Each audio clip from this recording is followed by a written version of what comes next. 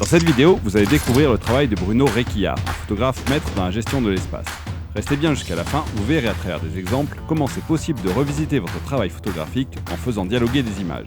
Bonjour à tous et bienvenue dans ce nouvel épisode de Photoculte. Avant de commencer, abonnez-vous en cliquant juste en dessous et activez la cloche pour être averti des prochaines vidéos. S'il y a des livres de photographes que vous voulez voir sur la chaîne, laissez-moi les noms en commentaire. C'est comme ça que j'ai découvert le photographe d'aujourd'hui.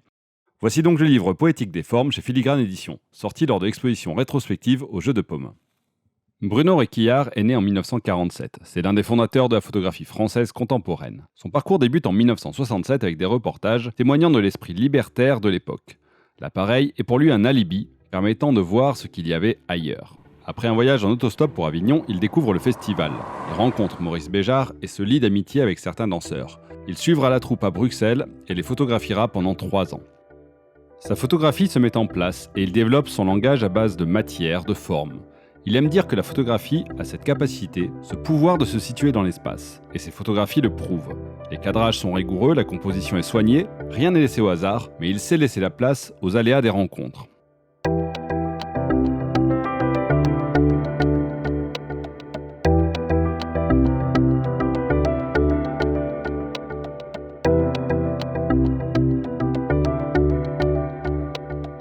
Par la suite, il développe des séries. Sa démarche se fait alors plus conceptuelle. Elle relève de l'inventaire et de l'accumulation de sujets urbains comme des rideaux de fer, panneaux publicitaires, matelas, troncs d'arbres, etc.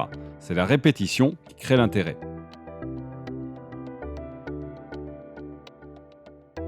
En 1981, après 13 ans d'immersion totale, pensant avoir fait le tour et persuadé d'en avoir terminé avec la photographie, Bruno Réquillart fait don à l'état de ses négatifs et de ses tirages. Il se consacre alors à la peinture pour essayer autre chose, à croire que pour bon nombre, la photographie et la peinture ne sont jamais très loin. Il aime prendre du recul et laisse parfois jusqu'à 6 mois entre la prise de vue et un tirage papier. Les images ont ainsi un temps de maturation. Cela permet au photographe de faire ses choix en se détachant de l'émotion encore présente si le déclenchement est trop récent.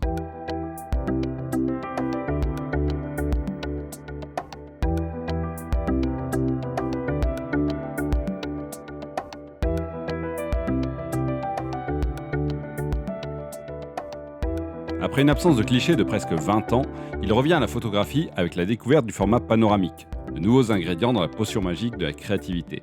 Depuis 2000, il photographie les paysages parisiens. La ville est à nouveau scrutée dans les moindres détails. Bruno Réquillart est un flâneur attentif. Lors de ses déambulations parisiennes, il examine les motifs, apprécie les combinaisons et jauge les possibles dialogues. Il s'arrête sur les lignes, les ombres, révèle les anecdotes et redécouvre la ville par des moyens détournés.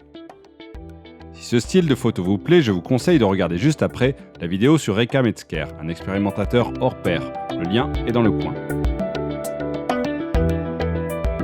Ce nouveau format, aussi grand soit-il, reste un instrument de découpe. La pellicule ne gardera que ce qui est dans le cadre. Alors, il prend le temps de travailler son sujet, tourne autour, revient plusieurs fois si besoin, et ses choix sont à son image, libres et indépendants. Les images de Bruno Réquillart sont brutes, fixes et nettes. Les objets sont habilement placés dans le cadre pour que tout s'agence parfaitement, comme dans cette première image. Il utilise ce format comme bon lui semble. Il juxtapose des images pour laisser libre cours à sa créativité.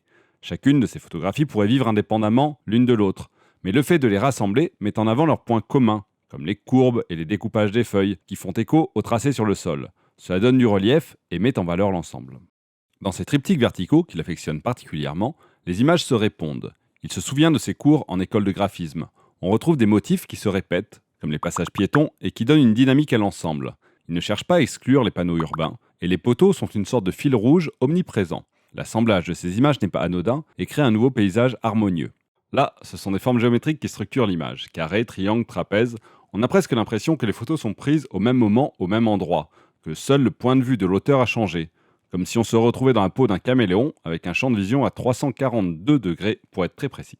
J'aime particulièrement le dialogue qui est instauré dans celle-là. À partir de 3 photos, il crée une vitrine qu'on dirait issue d'un film de Tim Burton. Le mariage de la femme sans tête et de l'homme cheval, unis pour le meilleur et pour le pire jusqu'à ce que la mort les sépare, avec une crise sociale en toile de fond. J'espère que cet épisode vous aura donné envie de retourner fouiller dans vos archives et d'essayer de rassembler des images pour les faire parler entre elles et ainsi leur donner un nouveau souffle. Avec ça, tu gagneras du temps.